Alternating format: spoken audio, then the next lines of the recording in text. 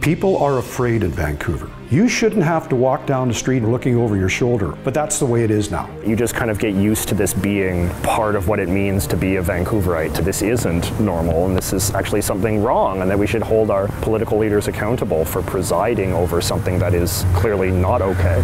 We had a good city in the 90s. What the f happened, man? What is happening to Vancouver? One of the wealthiest and most naturally beautiful cities in all of North America has been beset by skyrocketing crime, violent attacks, and a crippling battle with addiction that's literally left thousands of people dead. But what is at the root of all these problems? Do police have the tools they need to do their jobs? Are violent offenders being released with little to no regard for public safety? And has an ideological obsession with so-called safe supply and free drugs overshadowed the desperate need for treatment, recovery, and rehabilitation? Harm reduction. Somebody's got a sense of humor, man. Because that shit ain't helping nobody, man. It's helping everybody get high more. Everywhere you look that this stuff has taken hold significantly, the cities have become destroyed. My name is Gunn, and this is Politics Explained.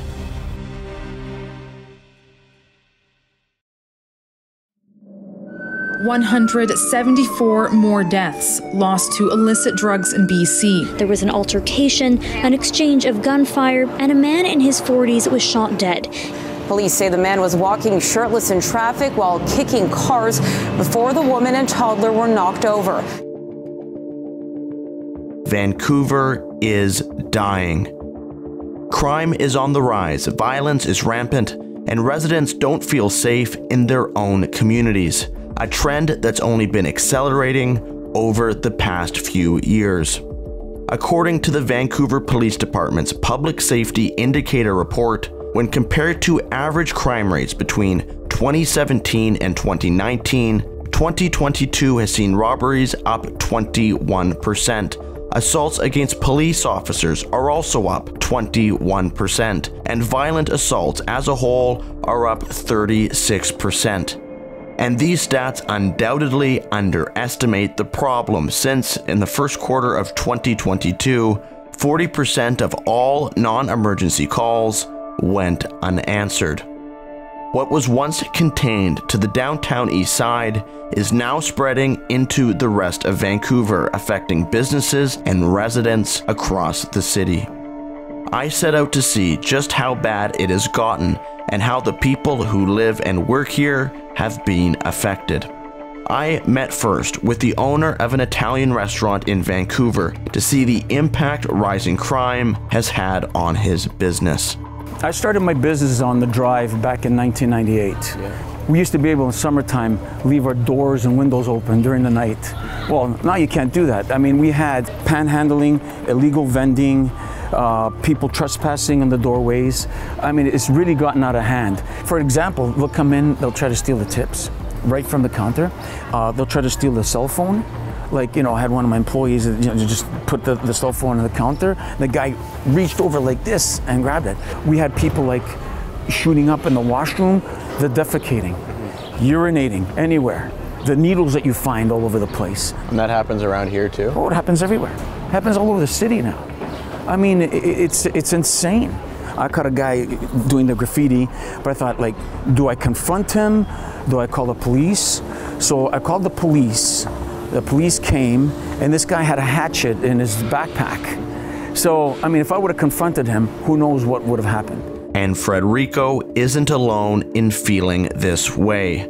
According to a survey conducted by the Greater Vancouver Board of Trade, 44% of businesses say crime and public safety is the top issue they're dealing with.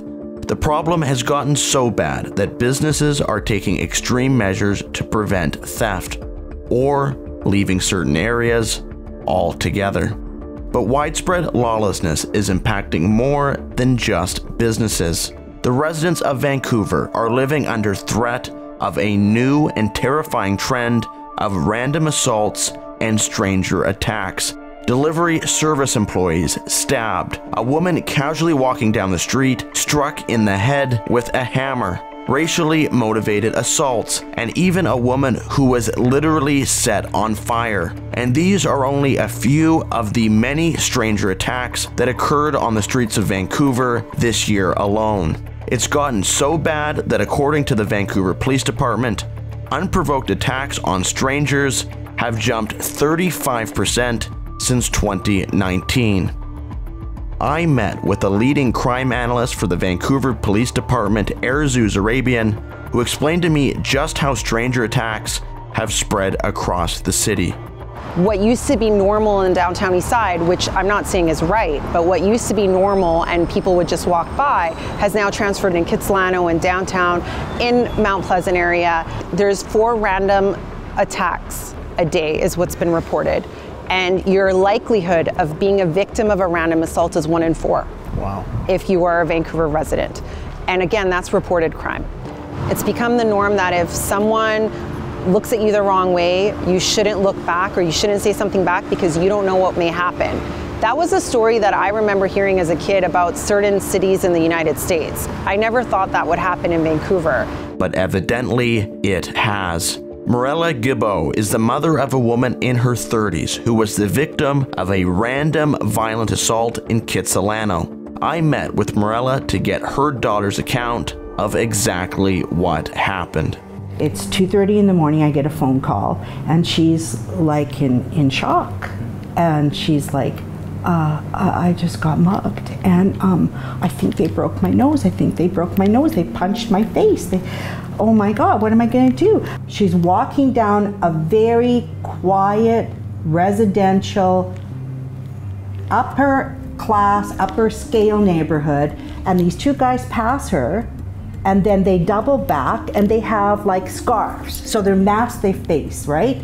And one guy grabs at her purse and rips off her strap, and the other guy takes her headphones and smashes them and then says, give me your phone. And then he punches her 7 times in the face saying, give me your phone, give me your fucking stuff. And she's like, what the fuck, what the fuck, what the? And she's being punched in the face. I guess the one guy that had pulled on her purse, he hadn't been hitting her. So I don't know if he just thought and walked away. And then this guy that had been punching her in the face for 7 times, he just stopped and followed his friend. And this is not, just to lay this out for people, this is not the downtown east side in Vancouver. No, she was on the edge of Kitsilano and Point Grey, where Point Grey the Richie Rich live.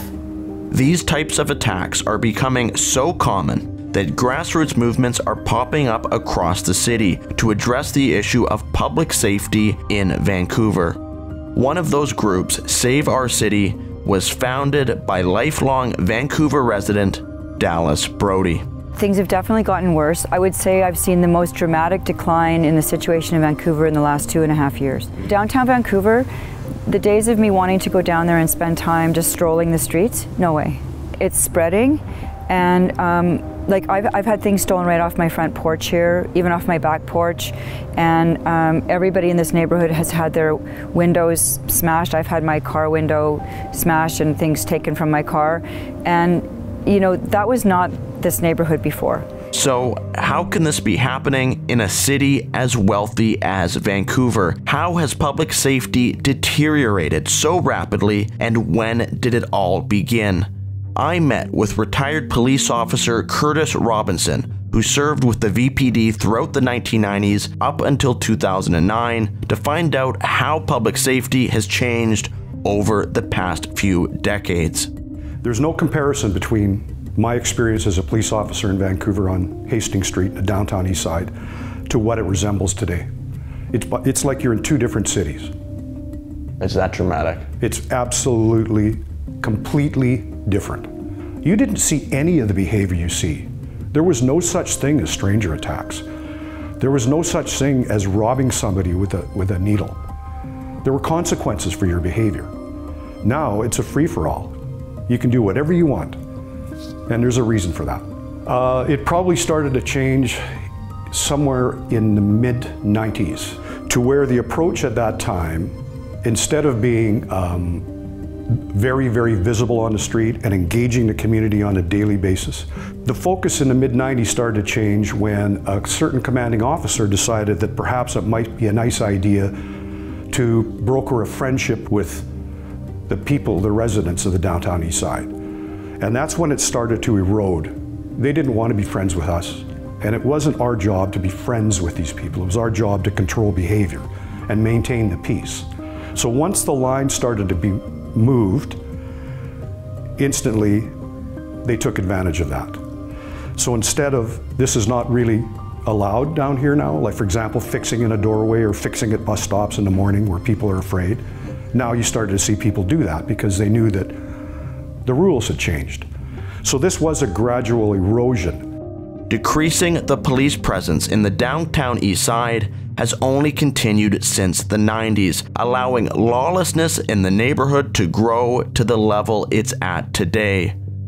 According to police union head Ralph Kaiser, it's reached the point where the city doesn't want police there at all, allowing the anarchy to spill into other areas of Vancouver.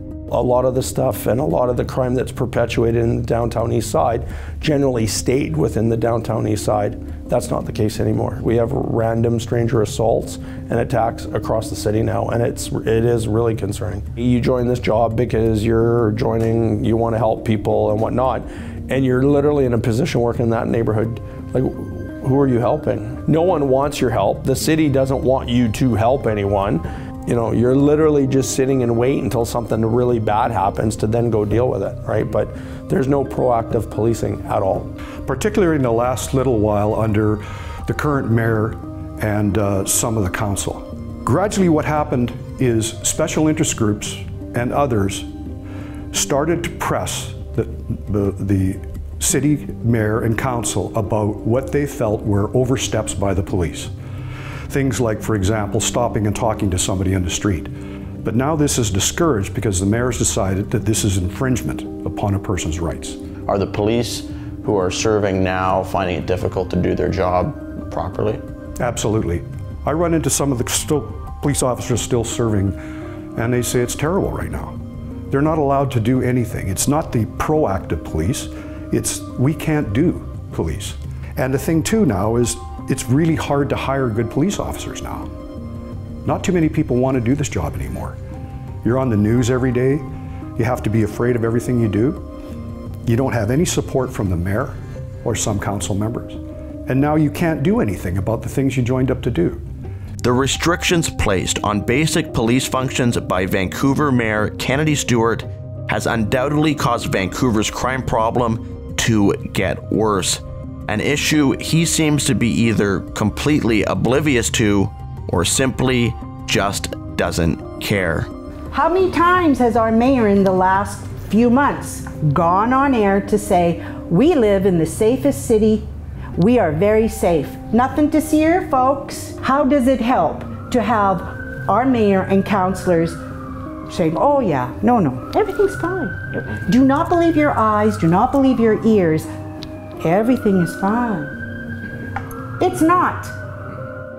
On top of ignoring the issues caused by the restrictions he's placed on police, Kennedy Stewart exacerbated the problem even further by joining the notorious Defund the Police movement and slashing nearly $6 million off the VPD's budget in 2021. There was an attempt to defund us here in Vancouver, which was troublesome. You know, very, very tight budget as it is already. We're severely under-resourced, and now ultimately, you know, we're not getting the funding that we need to continue just literally to keep the lights on. We have a mayor that took away a big part of their budget this year, and they had to go to the government of BC to have their budget reinstated. Fortunately for Vancouver residents, the BC provincial government forced the city of Vancouver to return the $5.7 million to the police budget, stopping Kennedy Stewart's Defund the Police movement in its tracks, but not without lasting consequences. The relationship between the mayor and the Vancouver Police Department is broken. When you call your police department a systemically racist organization, It drove a huge wedge in between the membership and their confidence in City Hall. You can't do that in an organization that is 50% non-white. Take a look at the command level. This is not a racist organization. But he has gone a long way to try to promote that narrative. This woke, nonsensical narrative about the VPD promoted by Kennedy Stewart erodes public trust in police and makes it harder for them to do their jobs. Facing budget cuts, restrictions on basic police functions, and a mayor who wants to make the job of police harder at every turn, it's a wonder how the rule of law is enforced in Vancouver at all. But even after dodging all these obstacles and actually being able to make an arrest, there's no guarantee that the criminal will be prosecuted. In many cases, they might even be back on the street the very same day. You go sometimes through quite a bit of work to apprehend, catch a criminal. A lot of times, you know, they are released. We can't have violent people wandering around our streets scaring people because it becomes a jungle.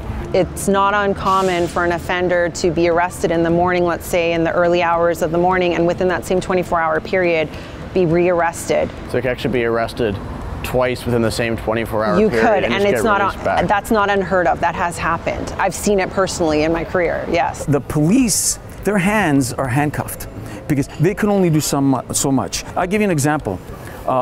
There was one guy that was arrested here. The police said, we arrested that guy like hundreds of times, literally. Okay, so it's a revolving door. The revolving door justice system describes the catch and release policies put in place by Canada's politicians and made worse by many of the judges and prosecutors that they appoint. Criminals are arrested and released again, in a cycle of never-ending perpetuation of crime, allowing violent offenders to serve little to no jail time and return back to the street to offend again.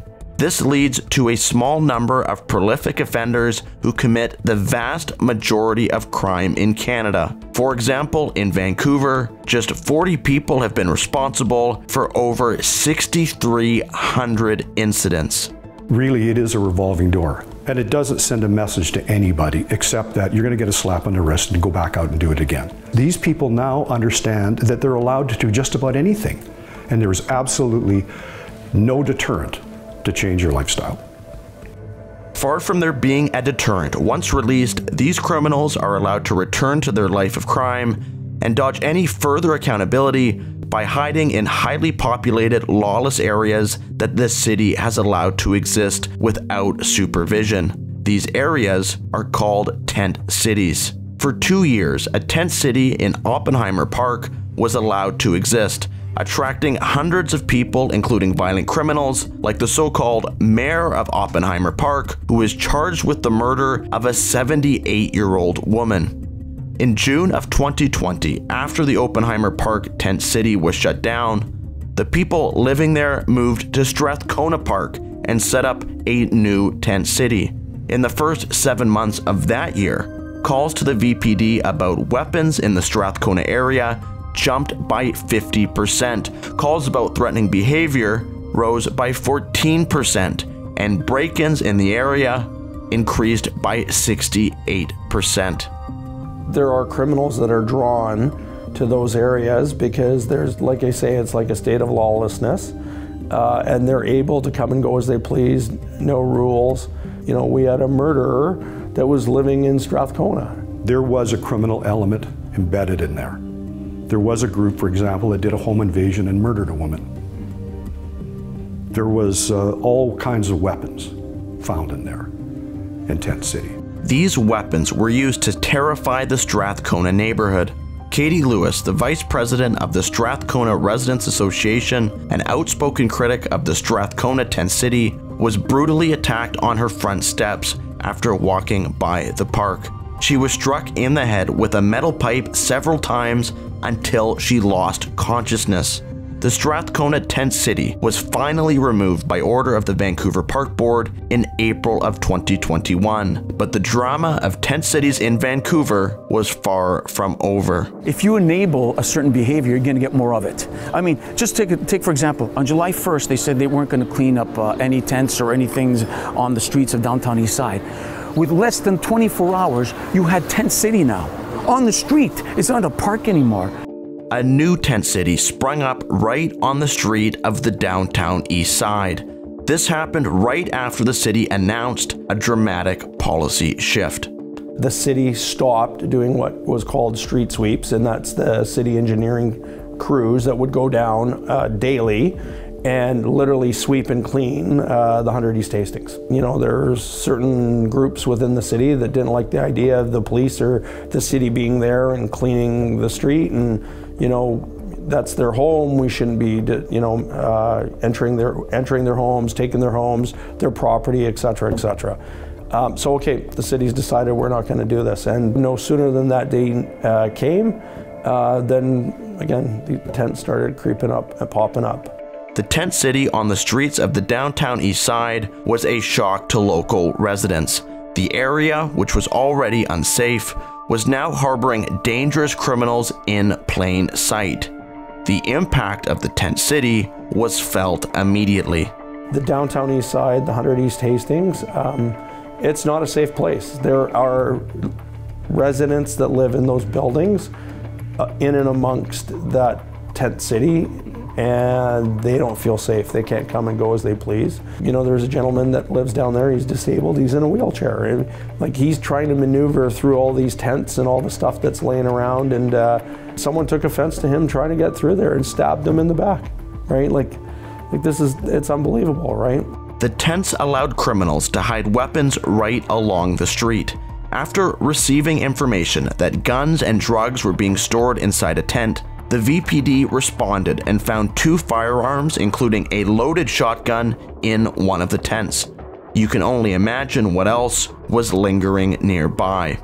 I wanted to see firsthand just how bad the downtown East Side tent city really was.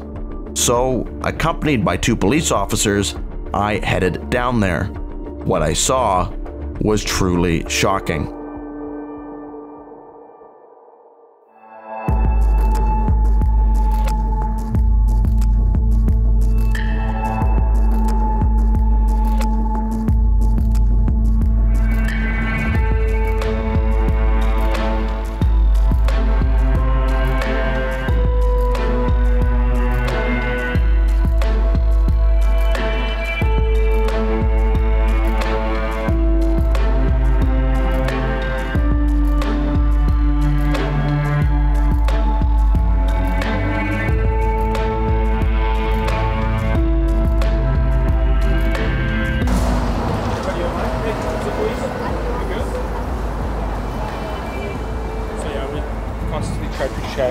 People make sure. Yeah, no, it's part. I was just making sure he's alive.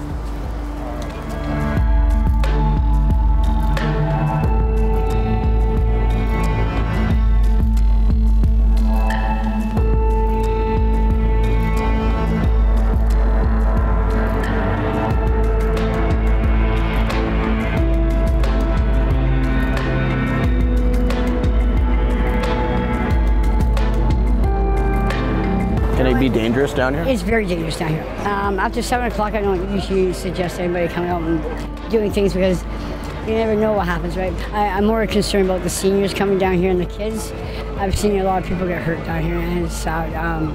Of course, the drugs are involved. I'm an addict. I smoke speed and pot. I've been an addict for 20-something years, and I've been on the street for 27 years.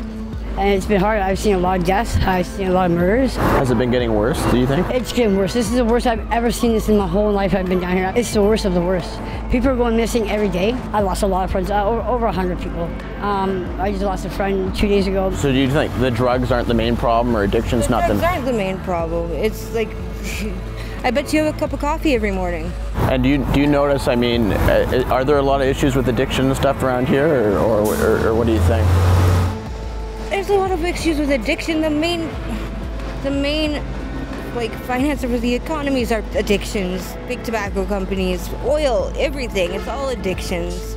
You want to buy that new fancy sports car because you're going through a midlife crisis. More addictions. Oh, you want to soup it up and make it all chromed out. More addictions. Like, it just because it isn't the kind of addictions like that people are used to. It's just the same thing, man.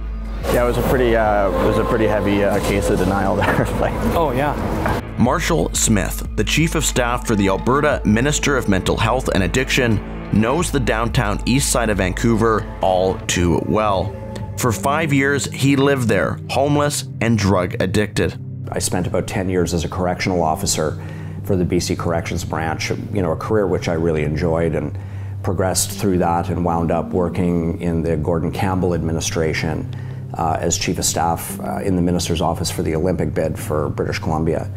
And around that time, my alcoholism and addiction really took off, and as it does, began to interfere with my career. And before long, wound up hanging up my suit and tie at the legislature and vanishing into the streets of Vancouver, where I had lots of run-ins with law enforcement and a great difficulty in the transition between that life as a normal citizen and one as a homeless addict, where I spent 5.5 years on the streets of Vancouver. I remember living in a shipping container not a couple of blocks away from where we are right now, downtown Vancouver. I was down here. I lived on every block in this city, when I was out here. What helped me was getting to treatment. I got into recovery. My life has been good because of that. That's my story. He now serves in government, advocating to help people currently in the situation that he once was in. His experience with both addiction and homelessness put him in the perfect position to answer a question I couldn't help but have while walking around the downtown east side. You hear a lot of talk actually in the public discourse, especially in British Columbia, I think throughout Canada, about homelessness, the homelessness crisis. Is there a homelessness crisis in the sense that we just don't have enough homes, or is this really all about addiction and drugs, and that's at the root of this problem? Yeah, 90% of it is about drugs and addiction. People are not living in tents on the downtown east side because they can't afford rent. They're doing that because they're severely addicted to heroin, cocaine, and fentanyl. People are not living under overpasses. Because they don't have the opportunity to get an apartment. They're there because they're suffering from significant mental health and addiction issues. And so while there's a duality of issues, yes, they're homeless, but there's a reason why. And so we need to make sure that we're attempting to solve the right problem. But what a lot of people don't know is that the government has done a pretty good job in finding homes for people. The element that you see in Tent City, etc., they want to live there. With BC housing and the modular housing and everything, you get a lot of housing, but then there's a lot of restrictions. So everybody wants to be on the street. So you're not necessarily talking about the homelessness problem as there are not options. There are options. What many people might not know is that housing programs for people living on the street are widely available in Vancouver. Over the past 4 years, 1,400 permanent supportive homes have been built in Vancouver by the government, with 350 being added just this year. But although these buildings provide support services for drug-addicted residents, overdoses inside rooms are common. Data collected by police between 2017 and 2021 reveal that 50% of suspected deaths from overdose in the city occurred inside SROs and other supportive housing. I met with a recovered addict who spent 60 days getting clean in a treatment facility before he was sent to one of these government-funded SROs. I had arrived there and they took me upstairs, and as I was passing an office heading to my hotel room, they basically had offered me meth pipes, crack pipes, needles, and sent me off to my room, which at that time I turned it down, but approximately 10 minutes after I got in my room, I had a knock on my door, and it was the person across the room, or across the hall from me, offering me a free sample of heroin, essentially. So I relapsed that night and was living there for, I think, approximately a year. and I'm in a situation where there's literally a drug dealer across the hall from me and down the hall from me, so like, I'm gonna end up dying in this situation. Look, as a person in addiction, the worst thing you can do for me is to give me 4 walls and a door that I can lock. You will quite likely find me dead on the living room floor at some point, because we know that 70% of fatal overdoses happen at home alone on the living room floor. So statistically, rapidly housing people who have serious addictions and secreting them away into hotel rooms and apartments is very dangerous for them. I think the phenomenon is much more complex than just people not having enough shelter, not enough roofs over their house, over their heads. It's something much more that they're just living in a state in which they're not in control of their own lives, they're not healthy, they're not happy. And I think that overwhelmingly correlates with drug use. You know, whenever I have somebody coming here from a different country or from, a different part of Canada, and we pass through the downtown east side, they're often very shocked at it, and they say, like, I've seen, homelessness, I've seen drug addiction manifest before, but I've never seen quite so much in one area where, people are literally on top of each other, shoulder to shoulder, lying on top of one another. It's like nothing else. Hard drug use in Vancouver and British Columbia more broadly is truly out of control. In the first half of 2022, 1,095 people died from overdose in the province. On average, that's more than 6 lives lost every single day. And between January 2020 and July 2021, while around 1,800 British Columbians died from COVID, over 3,000, almost double, overdosed on illicit drugs. But besides the staggering toll on human life and increases in visible levels of homelessness, do drugs impact Vancouver in any other way? With your guys' various experiences with addiction, downtown east side or tent cities, how intertwined are those experiences and that lifestyle with criminal elements, organized crime, violence? Are they they come with the territory? You have to, when you're a homeless addict, whatever, in order to sustain your addiction, you have to do crime. I used to spend at least almost $300 a day on my drugs, and how I would have to sustain that was crime. You would be burying your head in the sand if you didn't realize that that is perpetuating crime, because if you have a drug addiction and you can't pay for the drugs, then you're going to break into the car, you're going to break into the store, you're going to go and take $1,000 worth of merchandise to sell in the market. Those are just the things that are expected. They're connected because a person who has to fix, you have to steal to get money to buy drugs. Daily life for me, towards the end of it, for the last couple of years, was basically any retail location that you could think of. Me and the people I associated with were stealing anything of value to sell for our addiction. So opiate withdrawal can be one of the most uncomfortable feelings ever for an addict, right? So you're willing to do things that growing up or with the morals instilled in you, you would never do. 14,500 people all diagnosed with opiate use disorder in BC. Okay. On average, they have been sentenced for 5 offenses each. The majority of them, more than 50%, are forms of theft. More than 10% are violent crimes. And why those? Those are related to the chaos that they're experiencing in their heads, the chaos in the surroundings that they live in. We will only decriminalize those people by addressing those factors. But government doesn't seem to be interested in addressing drug use as the root cause of homelessness, crime, and overdose. Instead, they have focused their energy and resources almost exclusively on a policy known as harm reduction.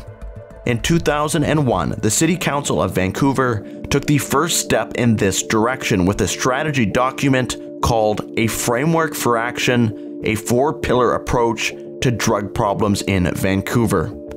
The document identified these 4 pillars as prevention, treatment, enforcement, and harm reduction. In practice, however, very little was done to prevent, treat, or enforce addiction-related issues in the city. It was harm reduction and the clarion call to reduce stigma, that took center stage, especially after 2003 and the opening of Insight, the first supervised drug injection site in all of North America. The Four Pillars approach was conceived in response to what was at the time seen as an unacceptable high of like 150 overdose deaths a year. Now we routinely have over 2,000 overdose deaths a year, right? So you look at how dramatically the rate of overdoses has accelerated in this province, and I don't know how you reach a conclusion that this has been a success, right?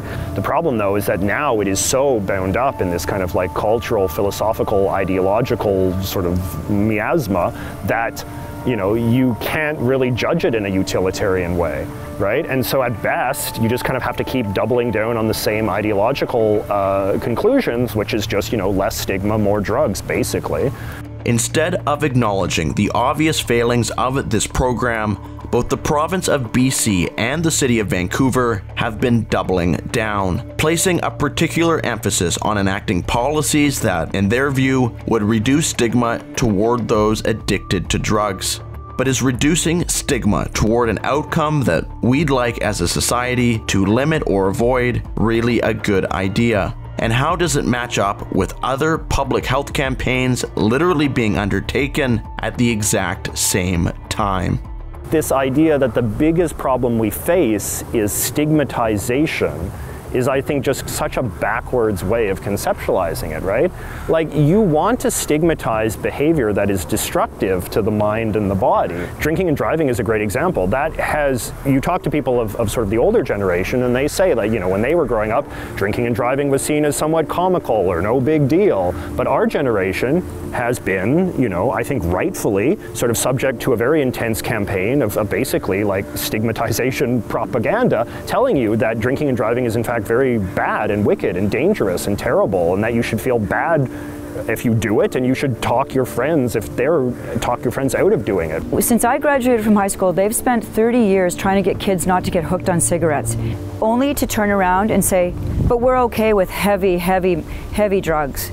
So the question around stigma really is, you know, what is sort of toxic stigma? And what is just sort of the general social contract and the limitations that we put on certain behaviors and things in the community. Maybe the most prominent example of recent attempts to destigmatize and even normalize hard drug use in our society was the very public announcement by the NDP government that, with the support of Ottawa, they would be decriminalizing the possession of almost all hard drugs, including heroin, fentanyl, crystal meth, and cocaine. But in reality, does this policy change really make any difference? We never charged for simple possession of heroin since 1985.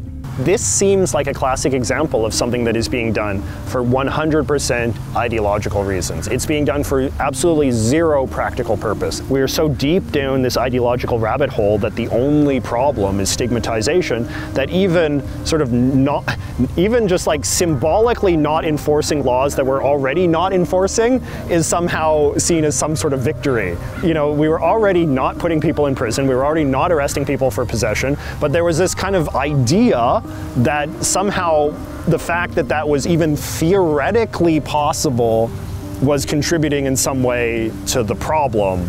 Decriminalizing possession will do almost nothing other than pave the way for the more straightforward provision of pharmaceuticals to those very people, because now it's legal for them to have it. Only now did everything begin adding up. Decriminalization, it turns out, had almost nothing to do with ending the imagined persecution of those addicted to drugs, and everything to do with paving the way for yet another harm reduction program. And this time, they weren't simply handing out free and clean needles, as was done in the past.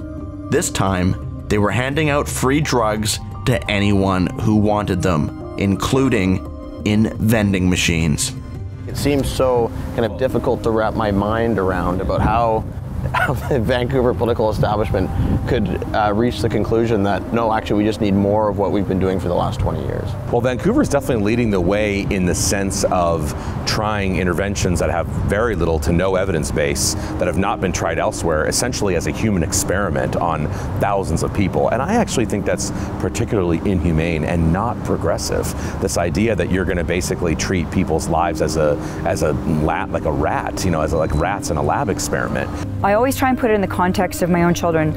If they, God forbid, ended up addicted to drugs and they ended up downtown on the streets, the last thing I would want is for someone to give them more drugs, watch them overdose, give them Narcan, give them more drugs, give them Narcan, until basically eventually they just successfully overdose one day.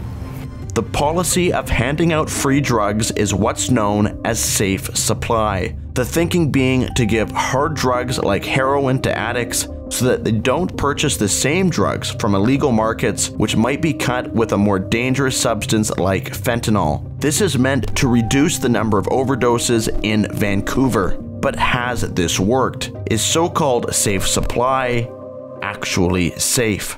There really is no such thing as safe supply, right? The term safe supply is a marketing term. There is nothing safe about handing out opioids en masse to a population with as few controls as possible. Well, there's no such thing as a safe supply. When you supply somebody with a drug like fentanyl or heroin or cocaine or methamphetamine, there's nothing safe about that. You are perpetuating an illness, you are perpetuating addiction, and it's essentially state-sponsored addiction.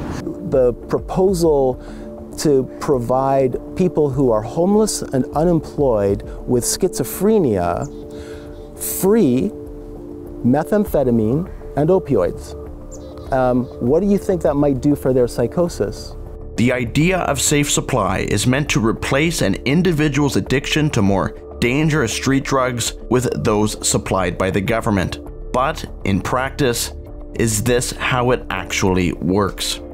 The safe supply drugs such as like Dilaudid and Excedrin and stuff, you have people that are getting that and they'll only take one before they go to the doctor for a urine test because the doctors will check to make sure that you're taking it, right? The rest of it gets sold on the black market. Like I've even heard of college students and high school students in this area in general purchasing those safe supply drugs off of dealers that sell all of the harder narcotics that are creating the problem that we see in the downtown east side. So they're reselling the dope.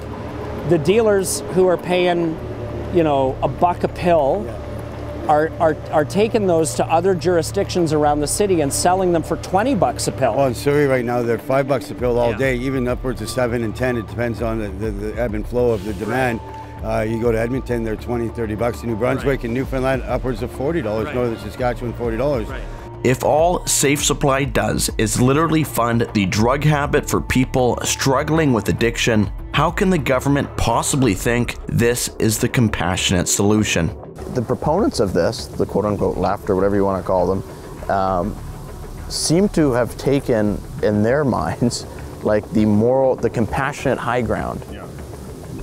But is this really the compassionate solution for the people that are living this life? Well, I certainly don't think so. I don't think it is.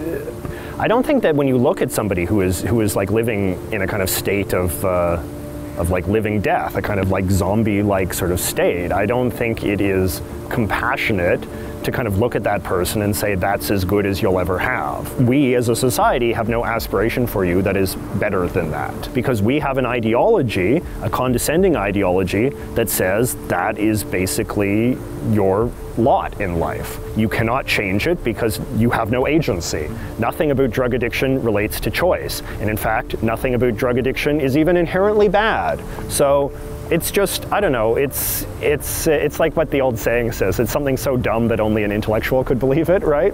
But apart from ideology, there are other, more sinister reasons behind this new push for safe supply. Like any big government program, someone is always getting rich. There's a small world of researchers that have been perpetuating these very extreme policies who not only evaluate the policies themselves, so they run the program, have an incentive for the program to have a positive study come out. They write and author or at least assist on and review those studies, but even worse, they're in many cases profiting off of these policies. So we know of researchers in British Columbia who have been perpetuating and pushing these very extreme harm reductionist policies who are turning around now and have stakes in private companies that are selling medical grade, as they call it, heroin or fentanyl, and profiting off of this. I also think politicians have really not been pushed because there's been a hugely very well-funded, vocal campaign to normalize drug use in BC for the last 25 years, and they're the ones with the political power right now. Unfortunately, this push by certain pharmaceutical companies to flood the market with government-supplied opioids in the name of public health is not new. In fact, we've been here before. History is repeating itself.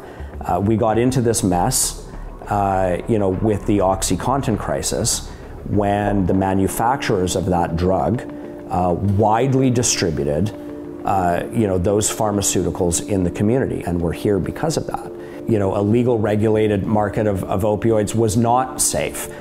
They were not taken by those who were prescribed. Public health did not benefit as a result of that.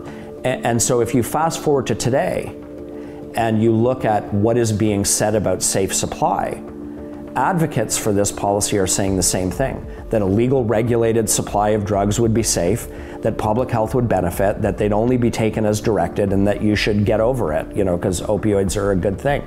The fact that those things are being said today by advocate groups that are not connected with the pharmaceutical industry is irrelevant, right? It's going to be very dangerous. So why, given all this, has the government continued to push an opioid-driven solution to a problem caused by opioids in the first place? Well, maybe it's because the government thinks addicts are somehow past the point of no return. The chief medical officer, Bonnie Henry, basically came out and said, if you're addicted to alcohol, there's treatment that we can give for you to get better. But if you're addicted to opioids, there's kind of no effective treatment for that. Yeah, I mean, it's really unfortunate to hear from respected medical authorities that we don't have treatment to help people addicted to opioids. We do. The fact that people recover is undeniable, and it is either shockingly ignorant or something else to say otherwise. Dr. Bonnie Henry's comments are outrageous and unprofessional. As far as I know, Bonnie Henry is not a medical expert, when it comes to addiction. So if she's going to be weighing into these areas, she may want to go back to medical school for a bit and do some training on the illness of addiction and how to successfully treat it. And the consequences of comments like that can be catastrophic to individuals who are hearing them. They can be very, very harmful for somebody in her position to say. The unfortunate thing is it's not just statements by Bonnie Henry and stuff that try to reinforce that. I was basically told by a doctor that my only path was to be on opiate replacement therapy for the rest of my life to achieve some sense of normalcy. That was a very crippling thing to hear because you lose a sense of hope. You think you're not going to be able to make it out of this. That's not true. I've seen proof of otherwise. I am proof of otherwise. British Columbia's attempts to medicate the addiction crisis away and reject the possibility of recovery for thousands of people is not an approach shared by much of the rest of the world. Many countries have shown you can have tremendous success curbing addiction through government-supported treatment programs. And there's maybe no nation cited more frequently in this regard than the small European state of Portugal. One of the biggest misconceptions is that Portugal has a laissez-faire approach, that they've essentially legalized drugs. In reality, what they've done is they've set up mechanisms to get people help, have some accountability when you're using.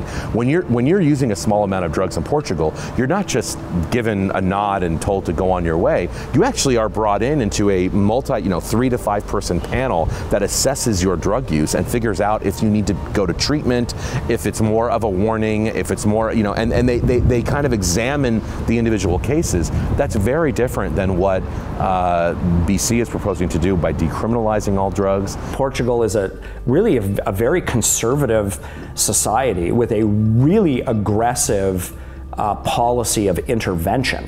And that is why the Portugal model is successful. I don't see any significant investments going on in British Columbia to reform the system of care. I see a lot of Band-Aid solutions. Most of them involve very dangerous pharmaceuticals and a suite of ideological policies that are proving to be failures, not just in Vancouver, but all the way up the west coast of the United States.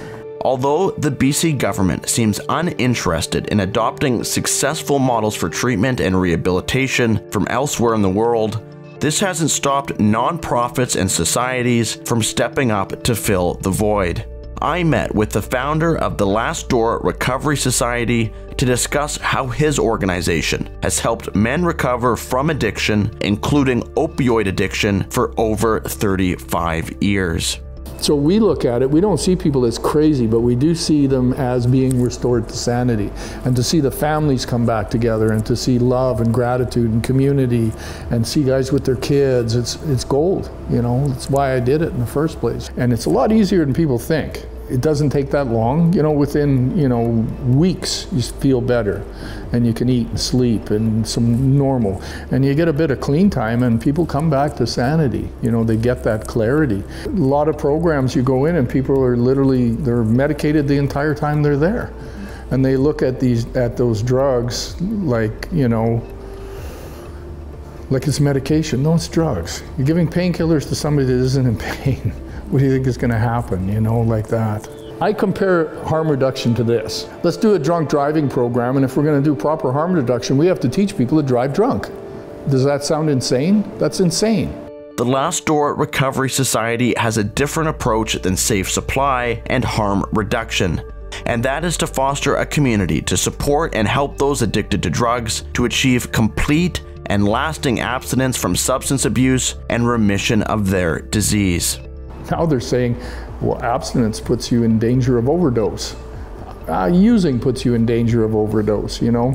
All you hear in the media is decriminalization, safe supply. They don't write about people's stories of someone that gets well. Like I've got 16 years clean coming up, you know?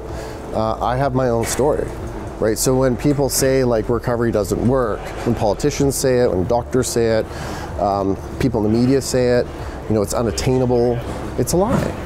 I have almost 18 months clean at the age of 18, and it's like abstinence-based recovery works. Like I see it every day. I'm constantly surrounded by it. I got my child back. I got a meaningful job. I got a home. Does harm reduction provide that for me? Did it? At any time of my life, did it give me something meaningful? And I got clean like pretty easily, I think, because I wasn't introduced to like harm reduction. Because if I knew about it, honestly, like I don't know if I would be clean. Keeping people sick and keeping them where they're at, where's the humanity in that? For many addicts, it might seem like there is no hope of recovery. For many homeless living in tent cities, a normal life of stability might seem impossibly out of reach. And for residents of Vancouver, the condition of their city, including the random violent attacks, might seem a situation too far gone to get back under control. But these are false realities. This isn't normal, and we should not allow our politicians to convince us otherwise. A city as rich in natural beauty and economic prosperity as Vancouver deserves better than this. I mean, the buck stops with the mayor. Period. It's absolutely a disgrace. So hard decisions have to be made, and this mayor is not making them. My worry for places like Vancouver is whether things get to a tipping point of no return.